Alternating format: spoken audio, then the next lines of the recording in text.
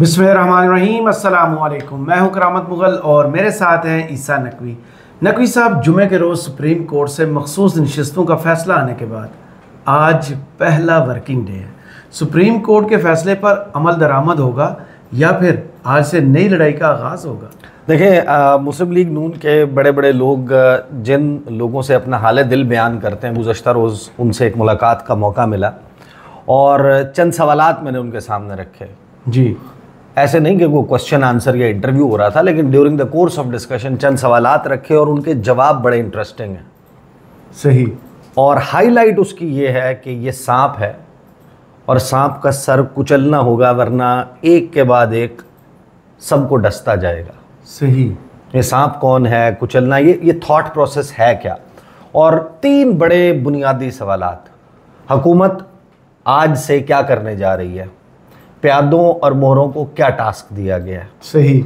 आज आप मंजरनामे पे किस किस्म की हलचल एक्सपेक्ट करें, और वो किक स्टार्ट होगी और कंटिन्यूएशन में चलेगी। दरमियान में वक्फा आएगा 9-10 मुहर्रम का, और उसके बाद फिर दोबारा इसके ऊपर महाजराई जो है वो चलेगी, और जैसे कहते हैं ना, गज वज के चलेगी। सही। बिल्कुल गज वज के चलेगी। दूसरी बात ये कि अगर आप ये सब कुछ करने जा रहे हैं, ये सारे टास्क दे दिए, ये सब कुछ कर दिया, भाई इसकी वजह क्या है, ये क्यों करने जा रहे हैं? और उसमें जवाब वो है कि ये सांप है। अच्छा। और सवाल नंबर 3 के भैया, आपको 2/3 अक्सरियत चाहिए क्यों? सही। आप आसानी से हुकूमत चला सकते हैं। देखें, अगर तो इसका सिर्फ मकसद ये हो कि जुडिशल पैकेज लाना है और काजी फैज़ ईसा साहब को एक्सटेंशन देनी है, और सुप्रीम कोर्ट के मामलात में देखें, काजी फैज़ ईसा साहब जो हैं वो जो डिलीवर कर सकते थे वो कर चुके हैं। बिल्कुल। 8 फरवरी का आपको इलेक्शन ऐसा मिल गया, उसके बाद 8 फरवरी के इलेक्शन के ऊपर धांधली की शिकायत, पटिशनें आ गई, बल्ले का निशान उन्होंने ले लिया था, उन पटिशनों को एंटरटेन नहीं किया, मखसूस नशिस्तों वाले में उन्होंने अपना सारा जोर लगा दिया, अब ऑड्स तब्दील हो गए। तो 2/3 अक्सरियत चाहिए क्यों? क्या सिर्फ ये काजी फैज़ ईसा साहब के लिए चाहिए थी 2/3 अक्सरियत? ये नहीं, एक जनवन सवाल बंदे के जहन में आता है कि आप आखिर 2/3 अक्सरियत मांग क्यों रहे हैं? आपने बजट पास किया, बजट पास करने का नंबर अगर आपके पास मौजूद है कंफर्टेबली, बड़े आराम से, तो फिर आपको मसला ही कोई नहीं है। इससे पहले कौन सी ऐसी हुकूमत थी जिसके पास 2/3 अक्सरियत थी? मियां मोहम्मद नवाज शरीफ की 97 वाली, या फिर जब इन्होंने मिल के 18वीं तरमीम पास की थी 2000, सबको मिला के एक कमेटी बना के, उस वक्त 2/3 से पास की थी। सही। अभी आपको 2/3 हुकूमत के लिए चाहिए क्यों? मसला क्या एक्सटेंशंस का है? दरमियान में ख्वाजा आसिफ साहब ने एक शुरली छोड़ी, उन्होंने कहा फौजी अफसरान को भी देनी थी। भाई, फौजी अफसरान को उनकी सर्विसेज को बढ़ाने के लिए आपको 2/3 अक्सरियत तो नहीं चाहिए होती? बिल्कुल भी नहीं। एक्ट ऑफ पार्लियामेंट से हो जाता है। जनरल बाजवा के लिए जो वो कानून साजी हुई थी एक्सटेंशन वाले मामले में, ये सारा कुछ हुआ था। आर्मी एक्ट जो है उसमें आपने अभी लास्ट टेन्योर में तरमीम की है। आपने जो ऑफिशियल सीक्रेट्स एक्ट है उसमें तरमीम की है। सारी कानून साजी आपने की, उसके लिए तो आपको 2/3 अक्सरियत नहीं चाहिए। फिर 2/3 अक्सरियत चाहिए क्यों? अच्छा, उसके ऊपर ना ये प्योरली अंडरस्टैंडिंग है, और इसके ऊपर मैं हैरान हो गया कि बहुत सारे लोगों ने इसके ऊपर इससे पहले गौर नहीं किया। उन्होंने कहा कि देखिए, बात यह है कि बहुत कुछ ऐसा हुआ है साल 2022 और साल 2023 में, और ख़ास तौर पर साल 2023 में और फिर 24 में, जिसको आईनी कवर चाहिए। सही। आपने जो इलेक्शंस डिले किए हैं, इलेक्शंस जिस प्रोसेस से, जिस तरीक़ाकार से डिले हुए हैं, उसको आईनी कवर देना ज़रूरी है। और अगर उसको आईनी कवर नहीं दिया जाता तो फिर मुस्तकबिल में किसी भी वक्त ये एक तलवार लटक रही है आर्टिकल 6 की। सही। तो कुछ ऐसा करना है कि जिससे जो पंजाब के, खैबर पख्तूनख्वा के इलेक्शंस डिले हो गए थे, कि ये ना हो कि मुस्तकबिल में इसके ऊपर मामलात खुल जाएं। इवन जनरल इलेक्शन, क्योंकि जिस तेज़ी से हालात बदल रहे हैं और जिस तेज़ी से बदलते हैं पाकिस्तान में, कुछ लोग ओहदे से इधर उधर होते हैं, तो आपको पता है कि चीज़ें सारी नीचे फील्डिंग ही चेंज हो जाती है। बिल्कुल। तो वो काम करने के लिए, आईनी प्रोटेक्शन हासिल करने के लिए उन मामलात के ऊपर अंडरस्टैंडिंग ये है कुछ लोगों की कि वो इस वजह से मांगी जा रही है कि 2/3 अक्सरियत होगी, इन सबको कवर देंगे। अब सवाल ये है कि हुकूमत करने क्या जा रही है और क्यों करने जा रही है। क्यों करने जा रही है उसका जवाब ये है कि वो कहते हैं कि जनाब मामला जो है वो सिर्फ ये नहीं है कि ये फ़ैसला आ गया मखसूस नशिस्तों का, जी चलें ये प्लान के ऊपर भी कॉम्प्रोमाइज़ हो जाता, ठीक है 2/3 अक्सरियत नहीं है, लेकिन मसला ये है कि सुप्रीम कोर्ट में अगर 8 जजों ने हमारे ख़िलाफ़ फ़ैसला दे दिया है तो उस फैसले का मतलब ये है कि ये तो अभी आगाज़ है। जी वो जो बैठे हुए हैं वो तो ये भी कह रहे थे दरमियान में रिमार्क्स देते हुए कि हमारे सामने मेरे ख़्याल में सबसे इम्पॉर्टेंट मुकदमा इस वक्त जो है वो मुकदमा 8 फरवरी के इंतखाबात में धांधली के इल्ज़ामात का है, सही। और उसे टेकअप होना चाहिए। फिर एक के बाद एक 9 मई फौजी अदालतें, हर मामला तो सुप्रीम कोर्ट में, और जो फैसला देने वाले जजेस हैं उनमें 2 जज ऐसे हैं जो इस वक्त उस कमेटी में शामिल हैं जिन्होंने बेंचेस की फॉर्मेशन करनी है। बिल्कुल। एक उनमें वो है जिसने next future chief justice of Pakistan बनना है, और कुछ ज़्यादा दूर मामला भी नहीं है। और अगर उनके पास इस तरीके के नंबर मौजूद हैं वहाँ पर सुप्रीम कोर्ट ऑफ पाकिस्तान में हर चीज़ जो है वो हुकूमत के लिए बहुत ज़्यादा, और फिर सुप्रीम कोर्ट ऑफ पाकिस्तान का कोई भी डिसीजन है या सुप्रीम कोर्ट ऑफ पाकिस्तान के जो तेवर हैं, और फिर सुप्रीम कोर्ट ऑफ पाकिस्तान ने जो आगे चलकर अभी देखें गर्मियों की छुट्टियाँ, उसके बाद ज़्यादा वक्त नहीं है, काजी साहब रिटायर हो जाएंगे, जो 6 जजेस के ख़त का मामला है और उसके ऊपर जो कुछ भी होना है फर्दर वो तो सुप्रीम कोर्ट ऑफ पाकिस्तान ने करना है। बिल्कुल। तो अगर वहाँ पर ताकत का तवाज़ुन बिगड़ गया और ये मामला चलेंगे तो नीचे जो कुछ हुआ है इस्लामाबाद हाई कोर्ट के जजेस ने लिखा है उसके ऊपर कार्रवाई आगे चलनी है। फिर जितने भी मुकदमात हैं उन्होंने इवेंचुअली, जो इस वक्त Lahore high court, Islamabad high court, दीगर अदालतों में मौजूद हैं, उन्होंने आखिरकार एंड अप तो होना सुप्रीम कोर्ट ऑफ पाकिस्तान में। सही। फिर चाहे वो तोशा खाना का मामला हो, साइफर का मामला हो, कोई और मामला हो जिसके ऊपर आपको हाई कोर्ट से भी आपके फेवर में डिसीजंस आ जाते हैं, लेकिन एंड अप करेंगे सुप्रीम कोर्ट में। और फिर जब सुप्रीम कोर्ट के तेवर ये होंगे तो ट्रिकल डाउन इफेक्ट होता है जी, हाई कोर्ट्स और हाई कोर्ट से नीचे फिर लोअर जुडिशरी, सारी तो अदलिया हर शेयर जगह हो जाएगी। सारी अदलिया जो है वो फिर वो करना पड़ेगी। तो कुछ हमें ऐसा करना है कि जिससे ये जो सांप है जो हम सबको बारी बारी डस सकता है, तो हमने इसका सर कुचलना है। ये है बेसिकली थॉट प्रोसेस। राइट। अब उसके लिए वो करने क्या जा रहे हैं, तो वो ओल्ड टेक्स्ट बुक उठाई गई है, जो चालें, जो तरीक़ाकार उमर अता बंदयाल के खिलाफ रखा गया था, वही चालें चलने का फैसला किया गया। और उसमें मैं आपके सामने कुछ स्टेटमेंट्स बता देता हूं और फिर जो मुलाकातें हुई हैं उन मुलाकातों में क्या तय हुआ है। मुस्लिम लीग नून ने ना एक खबर रिपोर्टर्स को फीड की। आज उनका होना था इजलास मरी में, मियाँ साहब पहुंचे थे मरी, मरियम नवाज़, शहबाज शरीफ, बाकी लोग, इन सबको बुला लिया गया था। वो जो इजलास है ना आज जो इनके पार्लिमानी पार्टी के लोगों से होना था जी, वो इजलास मुलतवी हो गया। अच्छा। और उसकी खबर ये दी गई है कि मुहर्रमुल हराम के 22 अच्छा, मियाँ साहब ने यह फैसला किया कि आज होने वाला इजलास मुलतवी किया जाता है। राइट। तो पीर 15 जुलाई को जी 8 मुहर्रम होगी, ये मियाँ साहब को इतवार 14 जुलाई को पता चला। ओहो, लिहाजा 15 जुलाई का इजलास मुलतवी कर दिया गया। नहीं, ऐसा नहीं है। ये जो इजलास मुलतवी किया गया है इसकी वजह है जी, वो वजह भी मैं आपको बताता हूँ कि क्यों ये इजलास मुलतवी किया है और इस इजलास के बजाय क्या करने का प्लान है। राइट। पहले आपको मैं बता देता हूँ कि जो अप फ्रंट आके इन्होंने फ्रंट फुट पे आकर क्रीज से बाहर निकल के इसके ऊपर छक्के चौके मारना अब शुरू कर दिए हैं। अज़मा बुखारी का स्टेटमेंट देखें, उन्होंने कहा है कि ये जो बेगमात का क्रश,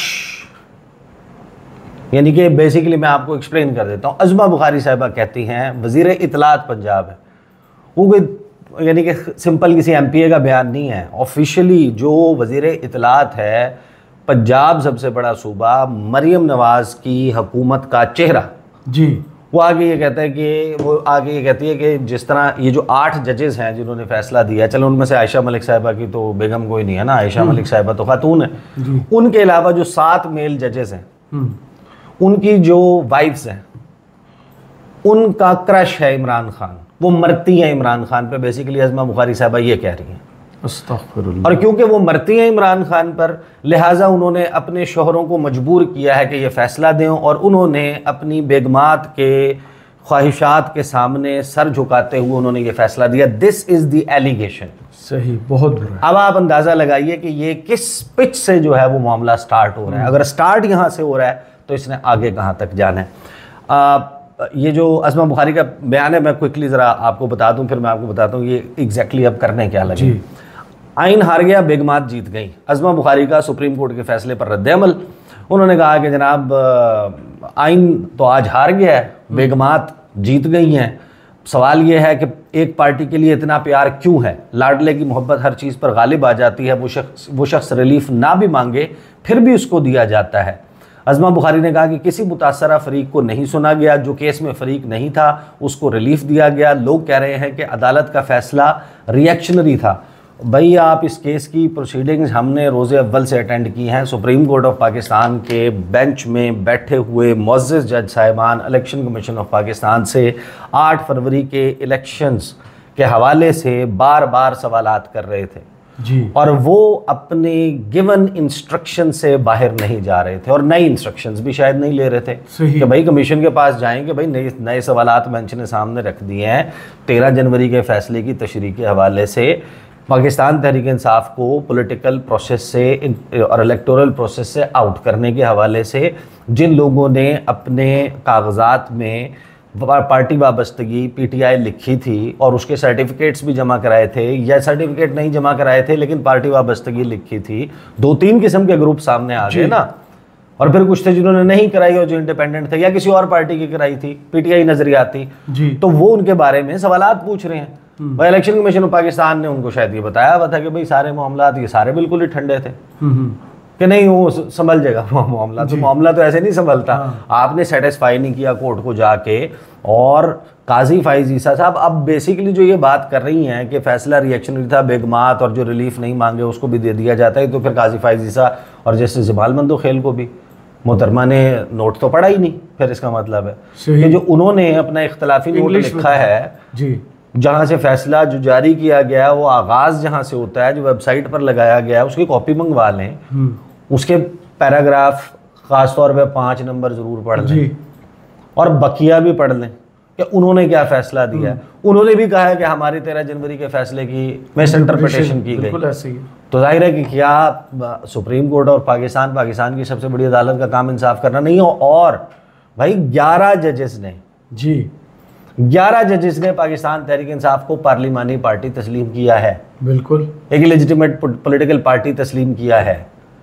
सिर्फ 2 जजेस हैं ना जिन्होंने बिल्कुल पूरे का पूरा फैसला पेशावर हाई कोर्ट का अपहोल्ड उसको एंडोर्स किया। हाँ जी।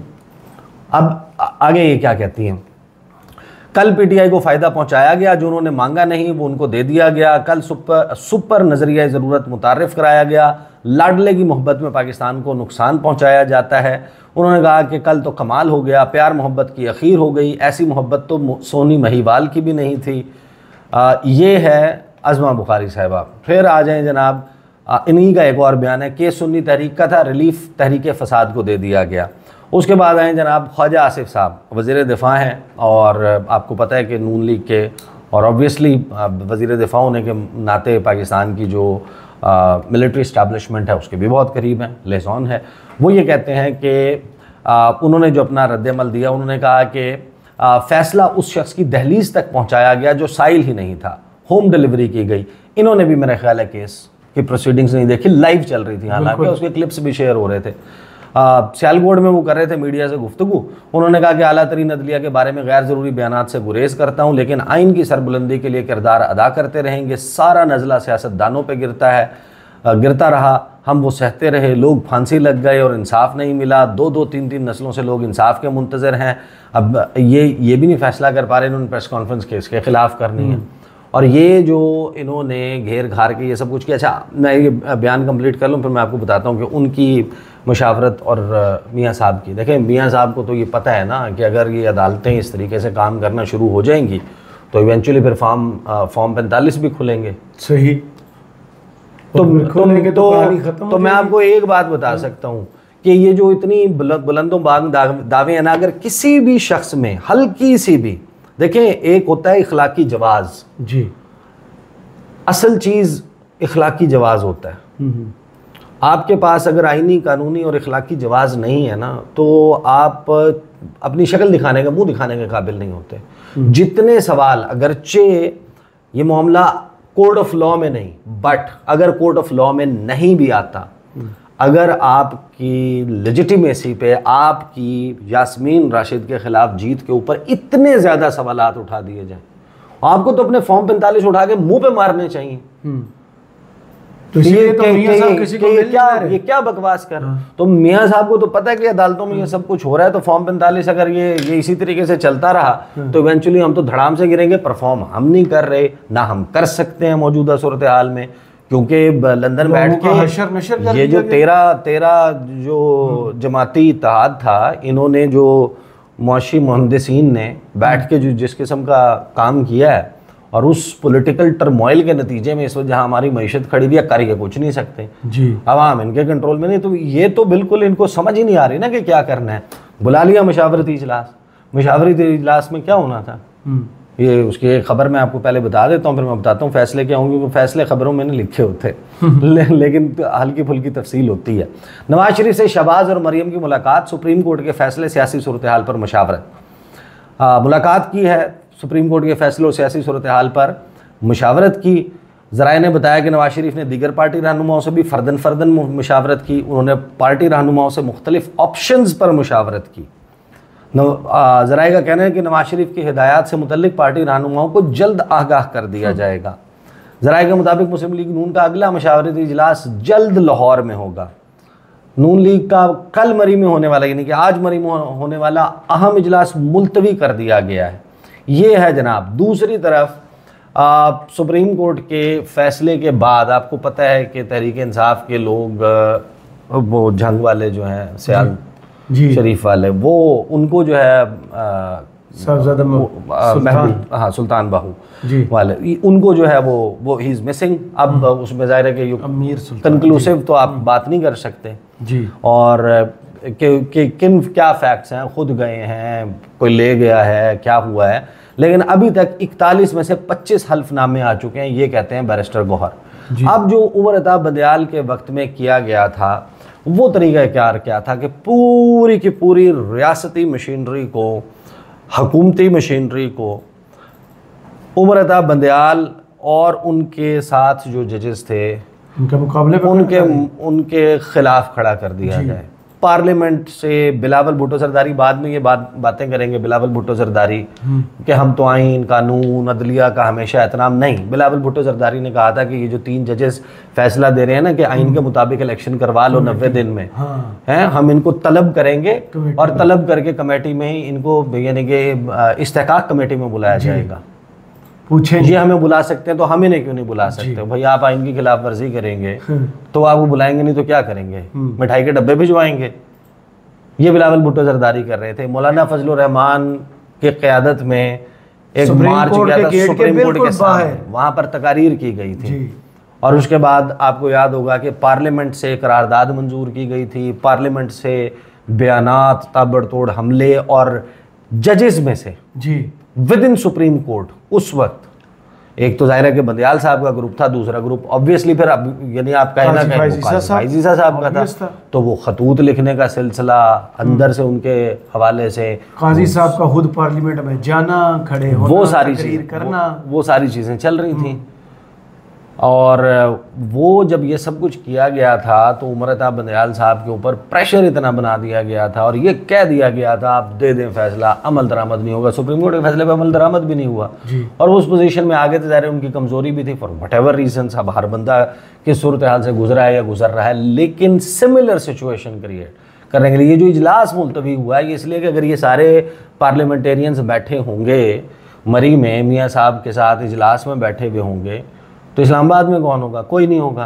पार्लियामेंट का इजलास, कौमी असम्बली का इजलास, और पार्लियामेंट में अब आप रिपीट टेलीकास्ट देखेंगे, तकारीर होंगी पार्लियामेंट के फ्लोर पर जजेस के ख़िलाफ़, इस फैसले के ख़िलाफ़, और करारदाद आने का कवी इम्कान है। और फिर उस करारदाद की बेसिस के ऊपर बिल्कुल आपको वो सब कुछ उसी टेक्स्ट बुक के मुताबिक होता हुआ नज़र आएगा जो उमर अताब बंदियाल और उनके साथी जजेस के हवाले से हो रहा था। और सिमिलर पैटर्न में justice Mansoor Ali Shah, justice Muneeb Akhtar, justice Athar Minallah, justice Shahid Waheed, justice Ayesha Malik, जितने भी जजेस जिन्होंने ये फ़ैसला दिया है उनके ख़िलाफ़ गुफ्तगू होना शुरू होगी।